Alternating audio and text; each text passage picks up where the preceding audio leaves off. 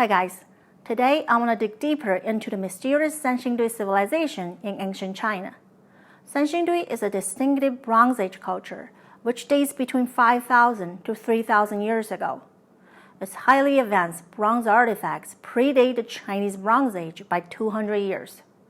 Many artifacts are so unusual and unlike anything ever found in China before. Questions arise regarding these treasures. Why do these masks not look Chinese? Why do these relics appear to not belong to the cultural tradition of ancient China? Why are the DNA results on human remains kept secret even though samples were collected decades ago? Who could be the real creators of this striking culture? Before we jump into this, I want to remind you of some information from my last video. Compared to the civilizations in Mesopotamia and Central Asia, ancient China entered the Bronze Age about 1400 years later. Most Chinese archaeologists are in consensus that the early bronze technology, such as copper smelting, was not invented in China, but imported by nomadic steppe cultures. The creation of two-wheeled chariots in ancient Sumer and horse-riding nomadic cultures highly increased people's mobility. As early as 5,000 years ago, steppe cultures roamed freely through the vast Eurasian steppe route, trading and transferring goods, innovation, and people across the Eurasian continent, thereby stimulating the cultural and technological exchange and overall growth. I have conjectured that the Sanxingdui Bronze civilization came from Middle East or Central Asia from the steppe route. First, let's look at the magnificent Sanxingdui Bronze masks. The human head masks have no pupils, but the animal masks do. This doesn't necessarily mean these masks were depicting people with eyes closed. During the excavation, archaeologists noticed that some of the masks had paint on the eyebrows, eyes, and lips. It's possible these human masks were once detailed with paint. The following characteristics are worth mentioning. 1. I think this area that sticks out on the chains of the masks could be beards. Hence, most masks were portraits of men, except for this one, which could be a woman. 2. All the human masks show ear piercings.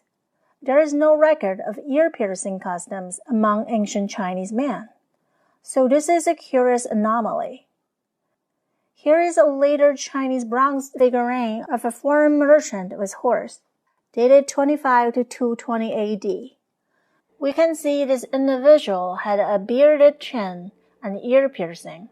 He's wearing a brimless top hat, similar to some Sanxingdui masks. 3.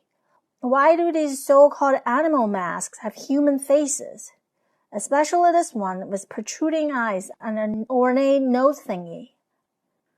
I think the human masks could be deities or ancient kings. The unusual bronze artifacts were probably used for ceremonies and rituals. However, ancient Chinese that live in the Central Plain were not known for deity worshipping or making sculptures to commemorate kings. Sanxingdui Bronze civilization existed 2100 to 1200 BC in the Sichuan Basin. This region was not part of the ancient Chinese Empire until about 200 BC. Ancient written records state that pastoral steppe people live in the west of ancient China, which includes the Sichuan Basin. Therefore, it's reasonable to assume that Sanxingdui was a standalone culture from the Chinese Empire that occupied the Central Plain. Sanxingdui people could have had their own religion and rituals. The bronze masks might be used as memorials to their deities or kings and queens. In this video, I'll try to be like a detective as we walk through my thought process and reasoning.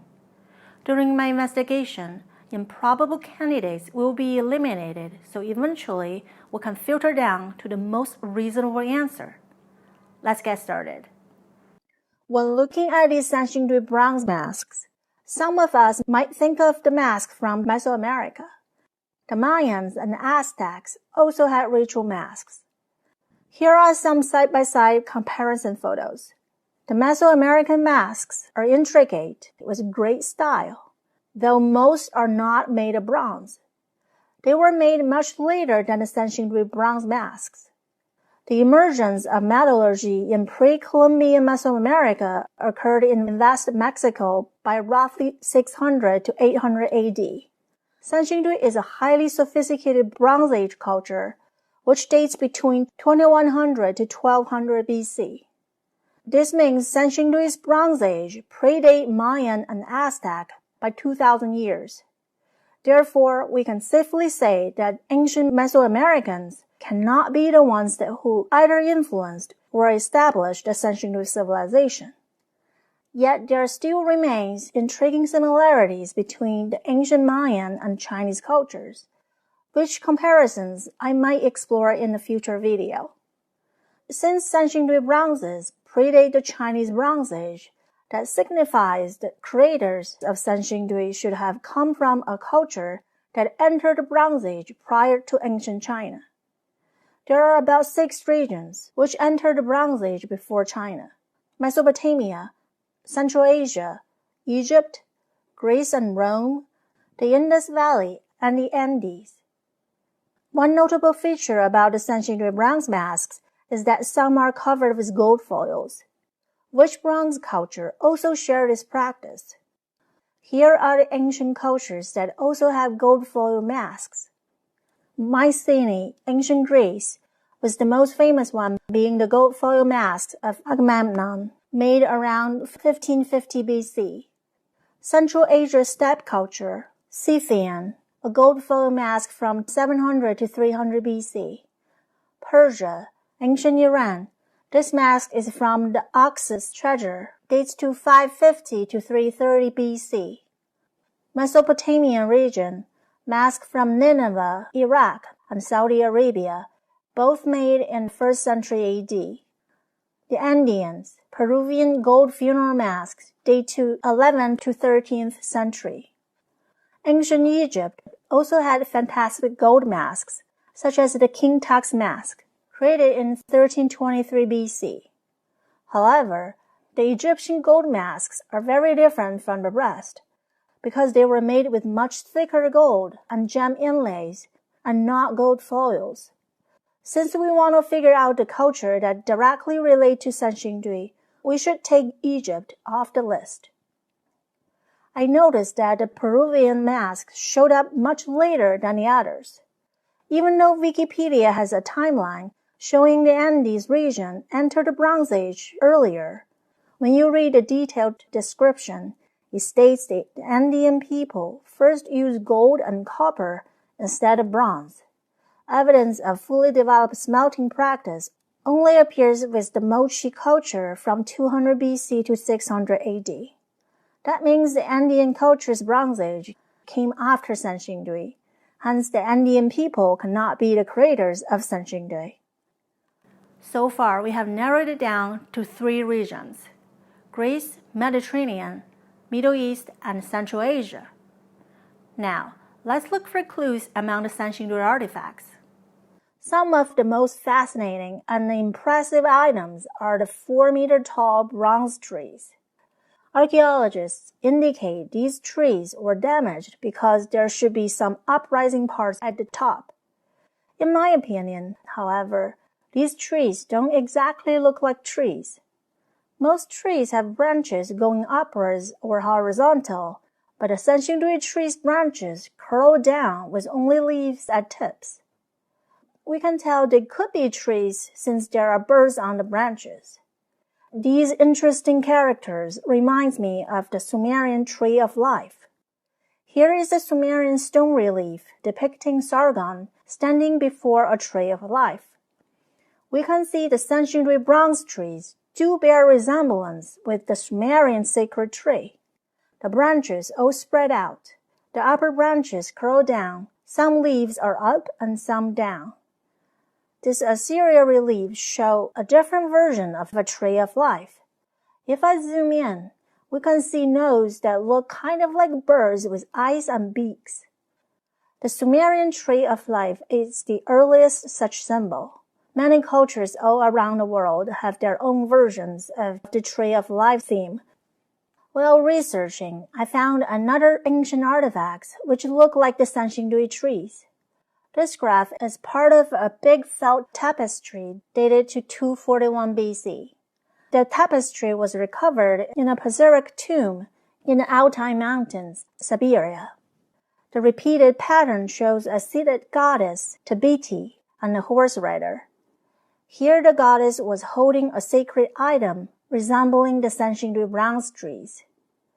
Paziric is a part of the Scythian culture, an ancient nomadic group stretching across the Eurasian steppe. The Scythians were master metallurgists. They created splendid ornamental items. Their amazing artwork is evidence of a sophisticated society. They used gold foil to make masks and to decorate artifacts. This was also practiced at Sanxingdui. The nomadic Scythian culture flourished from 900 BC to 200 AD. Sanxingdui civilization dates to 2100 to 1200 BC. Therefore, we need to trace back to the culture that precedes Scythia, which is the Andronovo culture. The Andronovo culture is a collection of similar Bronze Age steppe cultures from 2200 to 900 BC. They occupied the Altai Mountains and surrounding areas in Siberia, very close to ancient China.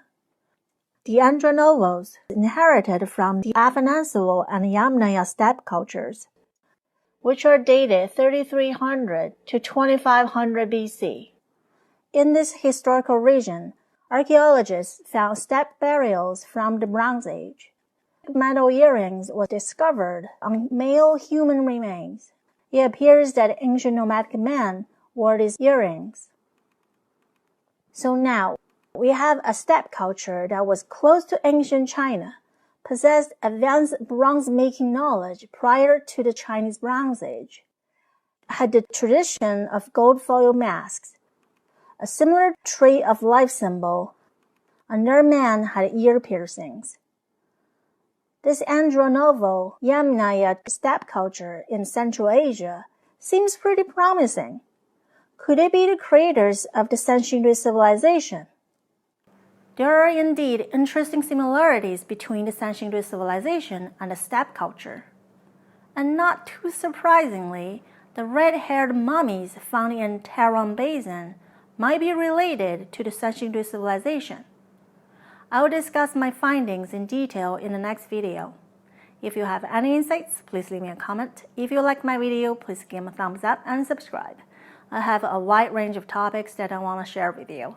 This is Curious Being. I'm Tina. Thanks for watching and see you next time.